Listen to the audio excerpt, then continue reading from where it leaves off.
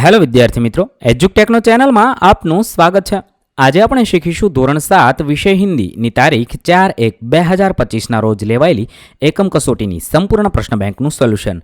વિદ્યાર્થી મિત્રો, તમારી શાળામાં લેવાયેલી એકમ કસોટીના તમામ પ્રશ્નોનું સોલ્યુશન અહીં તમને મળી રહેશે। તો ચાલો શીખીએ તારીખ 4/1/2025ની હિન્દી વિષયની એકમ કસોટીનું સોલ્યુશન।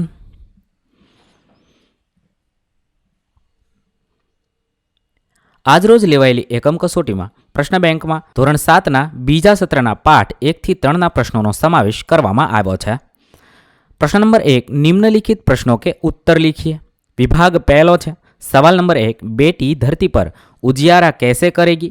जवाब थशे बेटी चांद के जैसे चमककर धरती पर उजियारा करेगी। सवाल नंबर 2, स्वयंसेवक का अर्थ क्या होता है? जवाब थशे स्वयंसेवक का अर्थ सेवा की भावना से काम करने वाला इंसान होता है। सवाल नंबर 3, चौथी स्त्री ने अपने बेटे का परिचय किस प्रकार दिया? चौथी स्त्री ने कहा कि मेरा बेटा तो एक साधारण लड़का है, वह न तो गंधर्व सा गायक है, न भीम सा बलवान और न बृहस्पति सा बुद्धिमान। मैं उसकी प्रशंसा कैसे करूं? इस प्रकार चौथी स्त्री ने एक सीधे साधे लड़के के रूप में अपने बेटे का परिचय दिया। सवाल नंबर 4, आप पढ़ना लिखना क्यों चाहते हैं? जवाब थशे मैं पढ़ना लिखना इसीलिए चाहता हूँ ताकि ज्ञान प्राप्त कर सकूँ और अपने विचारों को व्यक्त कर सकूँ। यह जीवन को बेहतर बनाने में मदद करता है। सवाल नंबर 5, हजरत अली ने एक मोमबत्ती बुझाकर दूसरी मोमबत्ती क्यों जलाई? जवाब लखी शकाय हजरत अली राज का काम करते थे, इसीलिए उन्होंने राज की मोमबत्ती जला रखी थी। जब उन्होंने निजी काम शुरू किया तो वह मोमबत्ती बुझाकर उन्होंने अपनी मोमबत्ती जलाई। इस प्रकार चोरी और हरामखोरी से बचने के लिए हजरत अली ने दूसरी मोमबत्ती जलाई। त्यारबाद विभाग नंबर 2, सवाल नंबर 1, बेटी धरती पर क्या करेगी? जवाब थशे जिस तरह आकाश में चांद चमकता है उसी तरह मैं धरती पर चमकूंगी और चारों ओर अपना प्रकाश फैलाऊंगी। सवाल नंबर 2, हमारे पुरखों ने क्या कहा है? जवाब थशे हमारे पुरखों ने कहा है किसी के धन माल की लालसा मत करो, माँ गृध कस्य स्वी धनम। 3, दूसरी स्त्री ने अपने बेटे की तारीफ में क्या कहा? जवाब थशे दूसरी स्त्री ने अपने बेटे की तारीफ में कहा कि उसकी बराबरी कोई नहीं कर सकता, वह बहुत ही शक्तिशाली है, वह बड़े बड़े बहादुरों को भी पछाड़ देता है, वह आधुनिक युग का भीम है। इस प्रकार दूसरी स्त्री ने अपने बेटे के बल का बखान किया। सवाल नंबर 4, बेटी दुनिया को कैसे समझना चाहती थी? जवाब थशे बेटी मेहनत कर पढ़ाई करेगी और अपनी बुद्धि का विकास करेगी, वह लोगों के कार्यों और व्यवहारों को देखेगी। इस तरह बेटी दुनिया को समझना चाहती है। सवाल नंबर 5, अंत में वृद्ध महिला ने क्या कहा? जवाब थशे अंत में वृद्ध महिला ने कहा कि जो बहुत देर से इन औरतों के पीछे चलती हुई इनकी बातें सुन रही थी, पास आकर बोली, देखती क्या हो, यही सच्चा हीरा है। ત્યારબાદ વિભાગ ત્રીજો છે। સવાલ નંબર 1, આપ બડે હોકર ક્યાં બનના ચાહતે હે? અહીંયા તમારે જે જવાબ લખવો હોય તે તમે લખી શકો છો। બડા હોકર मैं अपंगों का डॉक्टर बनना चाहता हूँ। सवाल नंबर 2, आप किसको प्रामाणिक इंसान कहते हैं? जवाब लखीशु जो व्यक्ति अपनी मेहनत की कमाई के सिवाय और किसी धन का उपयोग नहीं करता उसे मैं प्रामाणिक इंसान कहता हूँ। प्रामाणिक दुकानदार वस्तु का सही दाम लेता है, प्रामाणिक अधिकारी कभी किसी से रिश्वत नहीं लेता, प्रामाणिक टैक्सी वाला मीटर में दिखाए दाम से अधिक किराया नहीं लेता, ऐसे लोगों को मैं प्रामाणिक इंसान कहता हूँ। 3, आदमी सच्चा हीरा कैसे बन सकता है? आदमी में ज्ञान गुण होना अच्छी बात है, उसका वीर होना भी प्रशंसनीय है, लेकिन यदि उसका ज्ञान आचरण में नहीं उतरता तो वह व्यर्थ है। कोरा ज्ञान किसी के उपयोग में नहीं आता, अपने ज्ञान और गुण को कर्म में उतार कर ही उन्हें सफल बनाया जा सकता है। इस प्रकार कर्म करके बड़ों की सेवा और ज़रूरतमंदों की मदद करके ही आदमी सच्चा हीरा बन सकता है। 4, बेटी फूल जैसी सुंदर बनकर क्या बनना चाहती है? जिस तरह बाग में सुंदर फूल खिलते हैं उसी तरह मैं दुनिया रूपी बगीचे में खिलूंगी और अपने कार्यों से जीवन में सुगंध फैलाऊंगी। 5, नरेंद्र में कौन कौन से गुण नजर आते हैं? जवाब थशे नरेंद्र में दृढ़ता और आत्मविश्वास, समाज सेवा, ज्ञान की खोज और सादगी और संयम के गुण नजर आते हैं। विभाग चौथो है। 1, बेटी क्या बनना चाहती है? बेटी पढ़ना लिखना और मेहनत करके आगे बढ़कर आत्मनिर्भर और दुनिया के व्यवहारों को देखना और समझना चाहती है। सवाल नंबर 2, पहली स्त्री ने अपने बेटे की प्रशंसा कैसे की? पहले स्त्री ने कहा कि मेरा बेटा लाखों में एक है, उसका कंठ बहुत मधुर है, वह बहुत अच्छा गाता है, उसके गीत को सुनकर कोयल और मैना भी चुप हो जाती है, लोग बड़े चाव से उसका गीत सुनते हैं, भगवान सबको मेरे जैसा बेटा दे।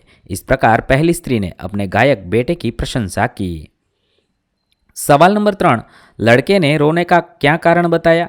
जवाब थशे, लड़के ने रोने का कारण बताते हुए कहा, उसके पास एक चवन्नी थी जो कहीं गिर गई, अगर वह नहीं मिली तो माँ उसे बहुत पीटेगी। सवाल नंबर 4, बेटी पढ़ लिख कर क्या करेगी? जवाब थशे, बेटी पढ़ लिख कर और मेहनत कर अपने पैरों पर खड़ी होगी, वह सारी दुनिया को देखेगी और समझेगी। इस तरह बेटी आगे बढ़ेगी और दुनिया को दिखा देगी कि वह किसी भी बात में किसी से कम नहीं है। सवाल नंबर 5, सफलता के आधार क्या क्या है? जवाब थशे, लक्ष्य के प्रति एकाग्रता, अविरत अभ्यास, कठोर परिश्रम और लगन ही सफलता के आधार है। ત્યારબાદ विभाग 5 છે, તેમાં પ્રશ્ન છે। सवाल नंबर 1, हवा को चूमना का अर्थ क्या होता है? हवा को चूमना का अर्थ प्रगति करते हुए अपनी मंजिल पर पहुंचना होता है। सवाल नंबर 2, आप अपनी माता को किस काम में मदद करते हैं? जवाब थशे, मैं अपनी माता को घर के कामों में मदद करता हूँ, जैसे कि सफाई करना, खाना बनाना और सामान लाने में मदद करना। इसके अलावा जब भी वे थकी हुई होती है तो उनका मनोबल बढ़ाने की कोशिश करता हूँ। सवाल नंबर 3, तीसरी स्त्री ने अपने बेटे की विशेषता में क्या कहा? जवाब थशे, तीसरी स्त्री ने कहा कि मेरा बेटा साक्षात बृहस्पति का अवतार है, वह जो कुछ पढ़ता है उसे एकदम याद कर लेता है, ऐसा लगता है कि मानो उसके कंठ में सरस्वती का निवास हो। इस प्रकार तीसरी स्त्री ने अपने बेटे की बुद्धि की तारीफ की। सवाल नंबर 4, आत्मनिर्भर बनने के लिए आप क्या करेंगे?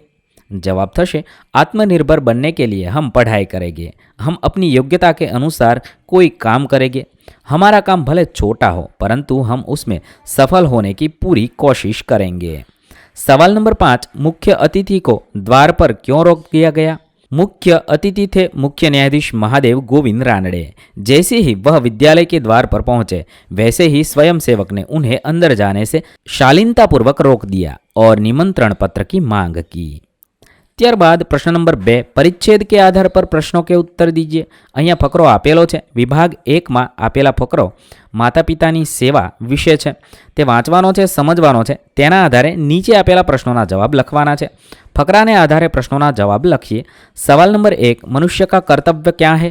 जवाब थशे, माता पिता की सेवा करना मनुष्य का मात्र कर्तव्य है।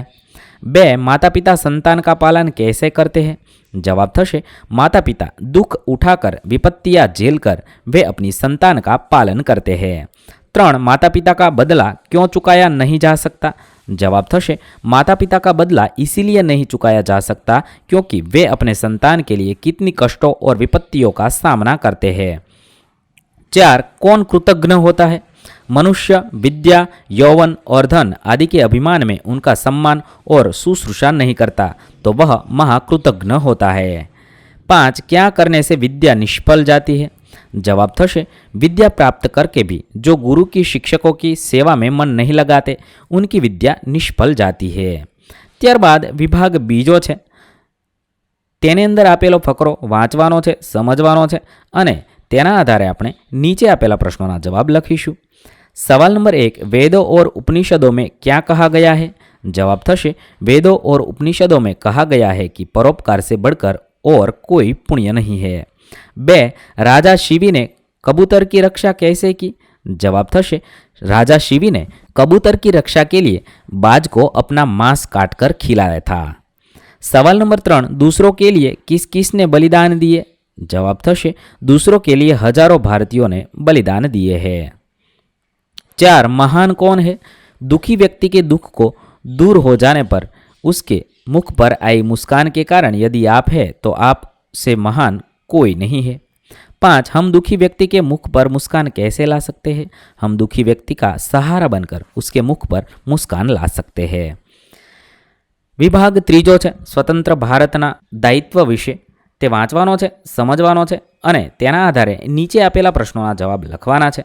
सवाल नंबर 1, देश की उन्नति और उत्थान किन पर निर्भर करता है, क्यों?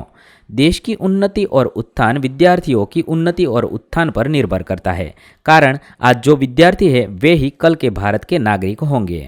बे, राष्ट्र को शक्तिशाली बनाने हेतु विद्यार्थियों का क्या कर्तव्य है? राष्ट्र को शक्तिशाली बनाने हेतु विद्यार्थियों का कर्तव्य है कि वे अपने जीवन का निर्माण बड़ी सतर्कता और सावधानी से करें। 3, किस प्रकार के विद्यार्थी राष्ट्र और समाज के लिए बोझ बन जाते हैं? जो विद्यार्थी राष्ट्रीय दृष्टिकोण से अपने जीवन का निर्माण नहीं करते वे राष्ट्र और समाज के लिए बोझ बन जाते हैं। 4, विद्यार्थियों को अपने भावी जीवन का निर्माण कैसे करना चाहिए? विद्यार्थियों को चाहिए किसी वे अपने भावी जीवन का निर्माण बड़ी सतर्कता और सावधानी के साथ करना चाहिए। 5, परिच्छेद को उचित शीर्षक दीजिए। परिच्छेद ने योग्य शीर्षक आपी शकाय विद्यार्थियों का राष्ट्र निर्माण में योगदान। प्रश्न नंबर 3, निम्नलिखित वाक्यों में से विशेषण छांटकर उसका प्रकार लिखिए।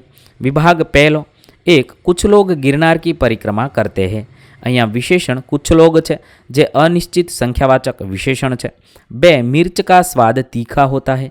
तीखा ए गुणवाचक विशेषण है। 3, मेरे पास 3 किताबें हैं। 3 ए निश्चित संख्यावाचक विशेषण है। 4, ममता ने 1 किलो चीनी खरीदी। अहींया 1 किलो ए परिणामवाचक विशेषण है। 5, कोमल को कोई किताबें दे गया। अहीं कोई ए सार्वनामिक विशेषण है। त्यारबाद विभाग बीजो, 1, बीरबल बुद्धिमान था। अहींया बुद्धिमान ए गुणवाचक विशेषण है। 2, रमेश 7वीं कक्षा में है। अहींया 7वीं निश्चित संख्यावाचक विशेषण है। 3, वे लड़कियां खेल रही थी। वे सर्वनामिक विशेषण है। 4, राधिका ने 1 लीटर दूध खरीदा। अहींया 1 लीटर ए परिमाणवाचक विशेषण है। 5, सागर के पास थोड़ी ही टॉफी है। थोड़ी अनिश्चित संख्यावाचक विशेषण है।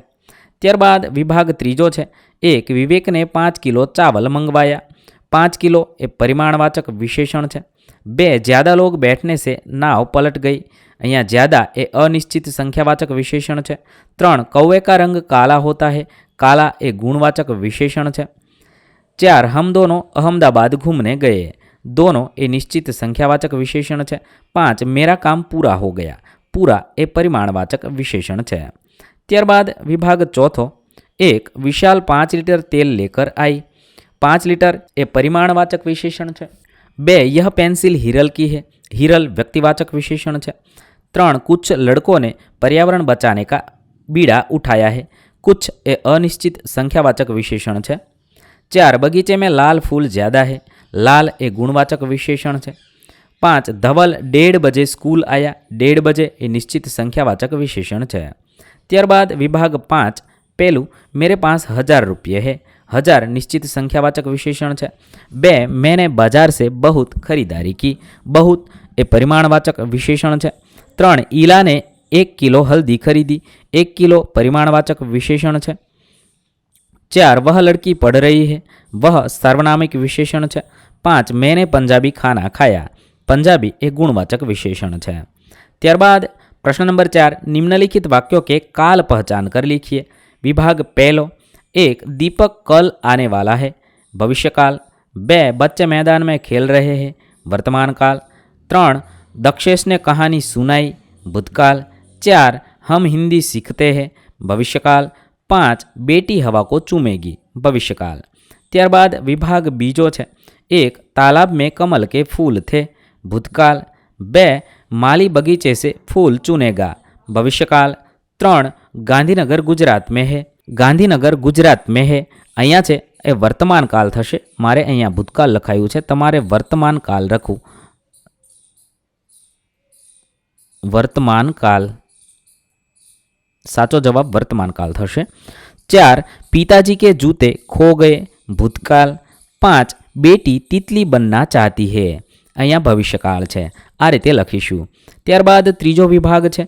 1, चौथी स्त्री का बेटा हीरा है। आ वाक्य पण वर्तमान कालनुं छे। टाइपिंग मिस्टेक थई छे। अहींया वर्तमान लखशो। वर्तमान काल। 2, लड़के के पास एक चवन्नी थी। भूतकाल। 3, डाकिया डाक लाएगा। भविष्यकाल।